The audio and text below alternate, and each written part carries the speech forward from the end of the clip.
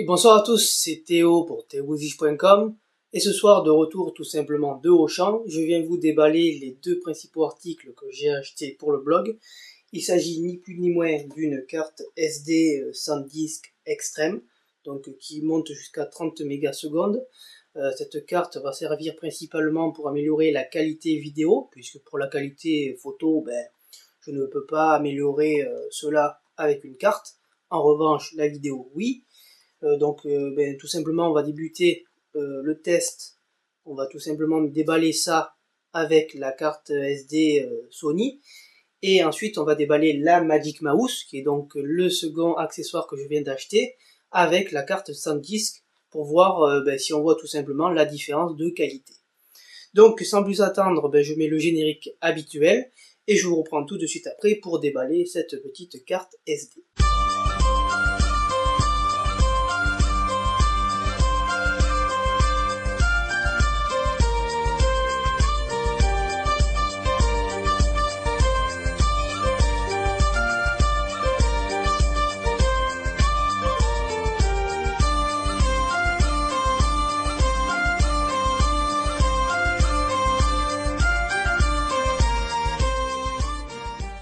Alors voici la carte sans disque, donc à la base je voulais une 16 Go mais malheureusement il n'y en avait plus, donc j'ai pris la 8 Go. Donc cette carte sans disque est, à ce qui paraît d'après SanDisk, la plus rapide au monde puisqu'elle vous permet d'avoir un transfert de 30 mégas par seconde. Donc c'est ce qu'on verra après. Bon, ça je m'en moque un peu puisque c'est juste pour améliorer la qualité vidéo. Donc voilà, elle est compatible avec les appareils photo, avec les caméscopes, la 3D et la Full HD. Elle est waterproof, donc elle résiste à l'eau, mais bon, ça c'est pas son but principal pour moi. Alors, on vient tout simplement la déballer, donc je ne sais pas par où ça s'ouvre, c'est génial, voilà. Ça sent le podcast un peu chier, voilà. Donc je viens de constater qu'il y avait ici un petit scotch. Hop là. Hop là. Donc j'ai fait péter le carton pour faire bien. Voilà. Donc à l'intérieur, vous avez votre petite carte sans disque. Donc si le WX5 veut me faire la mise au point, ça ne serait pas du luxe. Ouais, il veut pas.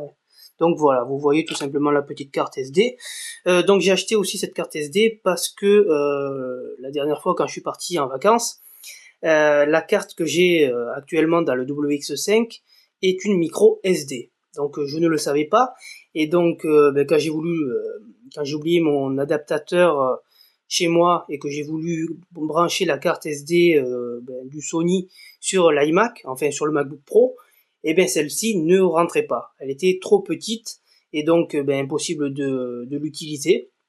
Et donc sans adaptateur, je n'ai pas pu faire grand chose si ce n'est de filmer avec mon iPhone 4. Et Dieu sait que l'iPhone 4 filme un peu de façon dégueulasse.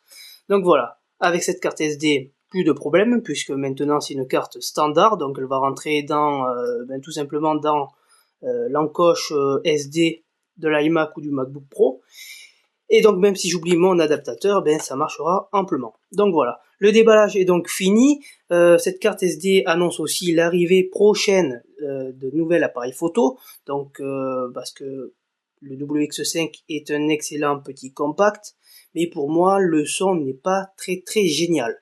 D'ailleurs, même si j'arrive un peu à corriger le défaut du son, on entend tout de même un petit bruit de fond, et ça je trouve assez dégueulasse. C'est pour cela d'ailleurs que cette carte SD est faite pour le WX5, et pour le futur appareil qui devrait arriver dans 3 mois grosso modo, et ça sera pour les curieux tout simplement un Sony HX9V. Donc voilà, ça restera un compact, mais avec un meilleur son et encore une meilleure image. Donc voilà.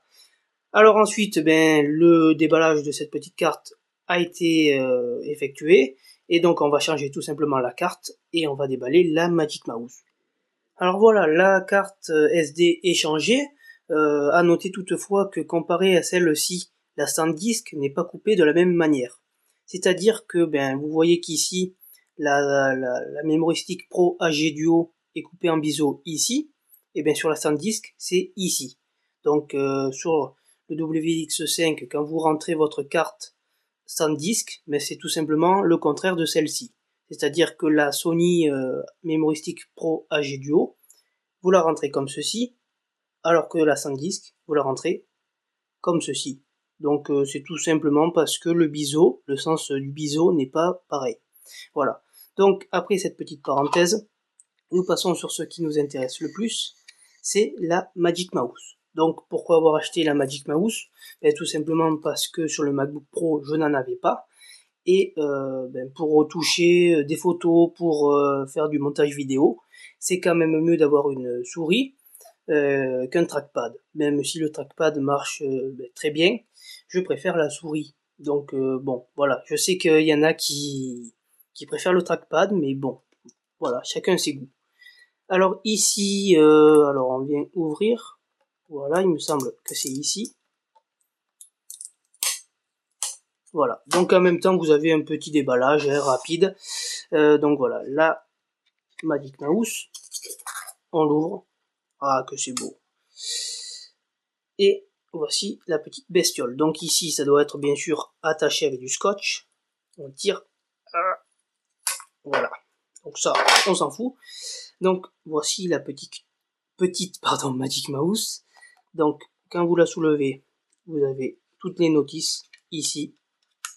Voilà, Magic Mouse, le bouquin qu'on ne lit jamais. Ici, la Magic Mouse qui est collée au papier. Voilà, qu'on vient de décoller tout simplement comme ceci. Voilà, donc ça dégage.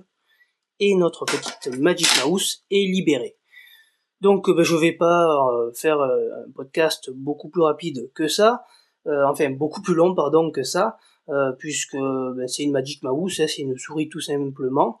Et donc si vous voulez voir les tests, etc., je vous laisse le choix d'aller sur YouTube et de chercher les tests sur cette petite souris Apple Magic Mouse. Donc voilà, c'était donc un podcast assez long, assez lent, désolé encore une fois, puisque je reviens tout simplement d'Auchan comme je vous ai dit. Je suis un peu fatigué, d'où la lenteur du podcast, donc veuillez m'en excuser.